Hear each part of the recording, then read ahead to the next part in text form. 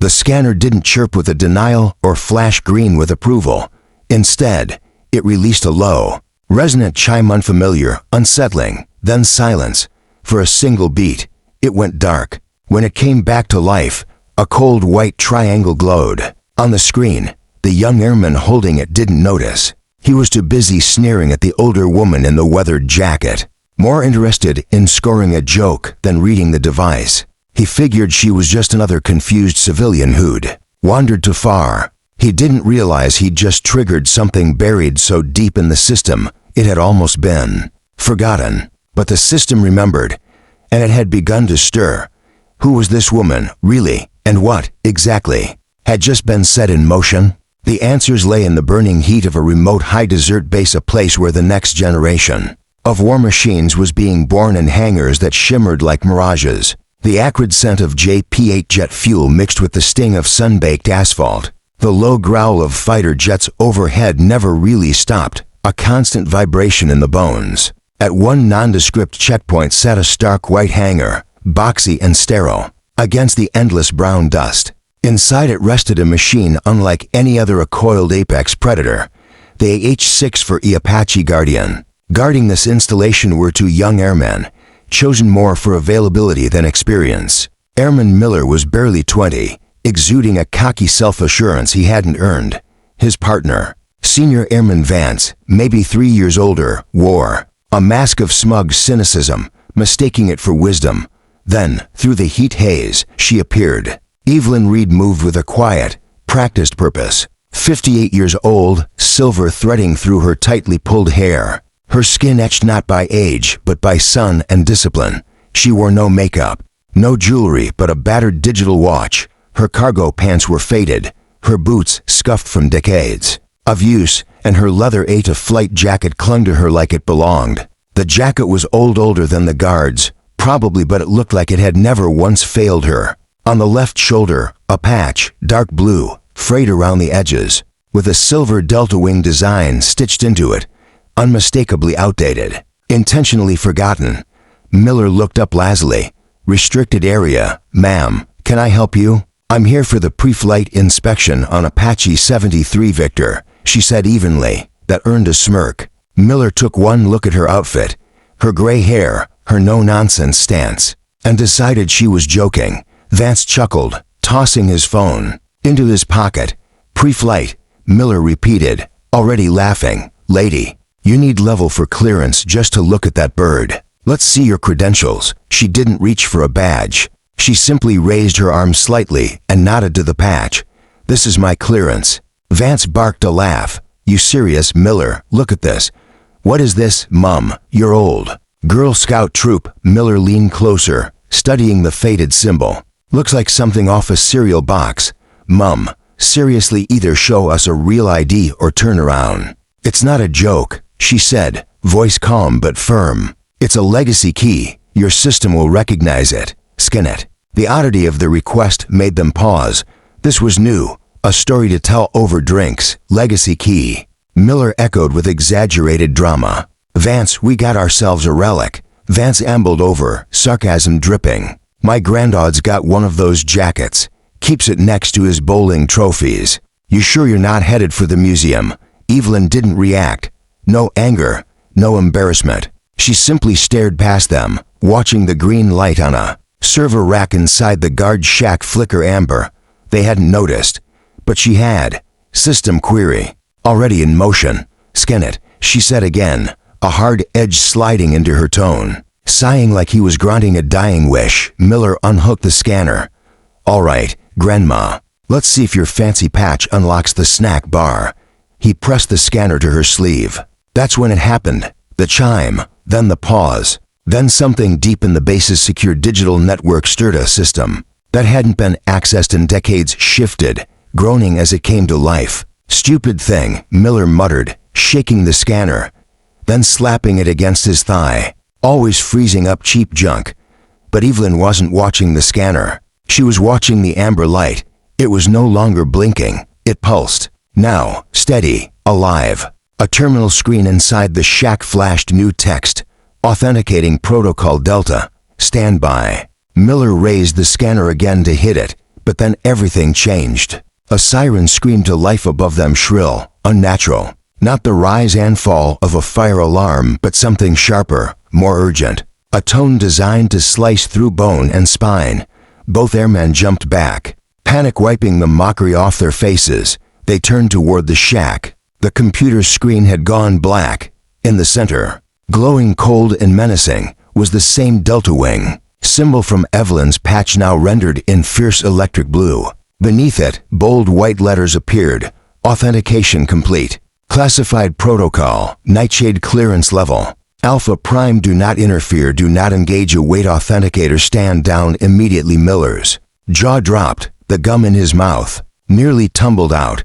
Vance stared, blood drained from his face. Alpha Prime clearance? That wasn't real, not to them. That was spook level. Black files, shadow wars. The stuff whispered in intelligence halls and dismissed as myth. And yet here it was alive, flashing in front of them. And Evelyn, she hadn't moved. Her face was calm, almost tired, like she'd seen this all before. What did you do?" Miller whispered, stepping back as if she might explode. She didn't answer. She simply watched as the signal rippled out across the base. From a nearby hangar, 2 armed airmen sprinted toward them, rifles drawn and eyes grim. On the tarmac, crews dropped their tools, heads turning toward the commotion. Radios squawked. Orders began to fly. Then the scream of tires. A black Ford Explorer, no markings. Standard for OC or base command, roared up the access road and skidded to a stop near the checkpoint. Doors flung open before the wheels stopped turning. From the passenger seat stepped a man in his 40s, every thread of his uniform immaculate. Every step a controlled burst of command, a full-bird colonel. His face was carved from discipline and fury until he saw the screen. And the woman. The fury cracked. For just a moment, his mask broke. And what showed beneath it was something else entirely. Shock, not fear, not confusion. Recognition. His eyes locked on Evelyn's patch. The old threads, the forgotten symbol, and the protocol. The world had buried with it. But Evelyn Reed was never buried. She just waited. Sleeve, then back to her face. A flicker crossed his features, recognition, disbelief. Something like reverence. Without hesitation, he strode forward, every step radiating command. Shut it down, he ordered, not to any one person, but to the chaos itself. His fingers danced across a panel inside the shack. The alarm fell silent in an instant, leaving a weighty, echoing stillness in its wake. He turned, eyes locked onto Miller and Vance. His voice sank to a growl that vibrated. With lethal calm, "Turn around, face the hangar. You will not move. You will not speak." "Understood." "Yes, sir." They blurted, panic cracking their voices. They snapped to attention, trembling. A moment ago they were gatekeepers, now prisoners. The security guards slowed, rifles low, waiting for instruction. Matthews didn't look at them, just lifted a hand and said, "Stand by. I've got this." Then he turned to Evelyn. The man transformed before their eyes. Gone was the fire-eyed commander. In his place stood someone facing a figure well beyond military rank. He kept a respectful distance, spine straight, hands folded behind him. "Ma'am," he said, steady but reverent. "Colonel Matthews, for 112th Test Wing. We had no record of your arrival, no notice, not even a whisper on the classified channels." Evelyn shifted her weight slightly, considering him with a look that seemed to measure not rank, but worth. Her gaze slid past him toward the Apache waiting in the hangar, then returned to his face. Her voice was quiet, yet it cut through the air like a blade. "The important things rarely are." "Colonel," he nodded slowly, absorbing her meaning completely. "No, ma'am, they are not." He glanced at the frozen airmen, shame creeping into his expression. "My men weren't briefed on the Nightshade protocols. That's my oversight. Most assume it's a dead directive." "It's not defunct," Evelyn replied, steel beneath the calm. "Just forgotten by those who should have remembered." She wasn't accusing, she didn't have to. Her very presence was a living reminder of something long buried. Matthews let the silence linger, letting the weight of it settle like desert dust. Then he turned, expression flat and unreadable, a calm that chilled more than anger ever could. Senior Airman Vance. Airman Miller. The names fell from his lips like sentencing orders. Effective immediately. Your security clearances are suspended. You will surrender your credentials and access cards to base security. You are reassigned to inventory management at the logistics depot. You'll spend your days counting bolts in a windowless warehouse until a full investigation is completed. Miller opened his mouth, desperate to protest. Sir, we didn't. The colonel's glare stopped him cold. That's precisely the point, Airman, Matthews said, voice now a razor whisper. You didn't know. You looked at a woman and saw insignificance. You chose arrogance over protocol. She outranked everyone on this base by legacy and law, and you mocked her. He reached into his jacket, retrieved a sleek black data pad, tapped a few commands. The screen lit up with the Delta Wing insignia and a header, Nightshade Program. Asset roster, redacted. Only one line was visible, designate, readee, status, active, permanent. The rest was blacked out, classified beyond comprehension. Protocol. Nightshade, the colonel explained, his voice frigid, was created to grant absolute access to the founding test pilots of our experimental division. They wrote the flight manuals your generation memorizes. It's still active. It's never been rescinded. He powered down the screen and looked at them, ice in his eyes. You weren't mocking a retiree. You insulted a cornerstone of military aviation. In my Air Force, that's not a mistake. That's a disgrace. He waved security forward. The two airmen, shattered and silent, were led away. Then, with the chaos neutralized, Colonel Matthews faced Evelyn again, his posture reset, respectful and composed. Mum, the Apache is ready. Pre-flight diagnostics are active on the main console. Do you require anything further? Ground crew? Tactical support? She met his eyes with a look that stripped away uniform and title. I work alone. As she walked toward the hangar, her boots made faint sounds against the asphalt, soft but steady. Like a heartbeat echoing in a vast, empty space, she paused beside him, just long enough to speak. One more thing, Colonel, she said without turning. Teach your people the difference between a uniform and a costume.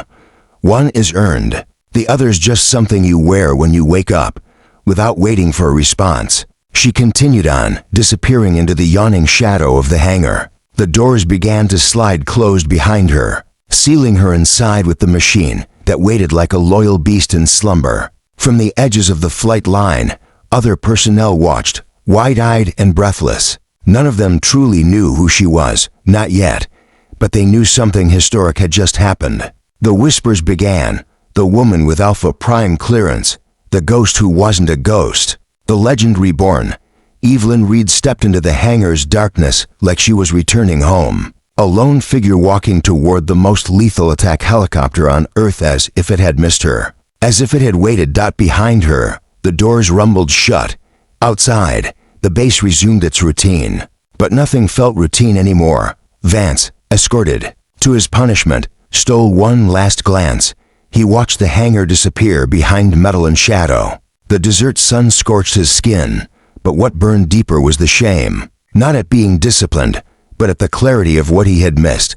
He hadn't seen an old woman. He had missed decades of valor, skill, and sacrifice. He had looked at greatness and dismissed it because it didn't match his expectations.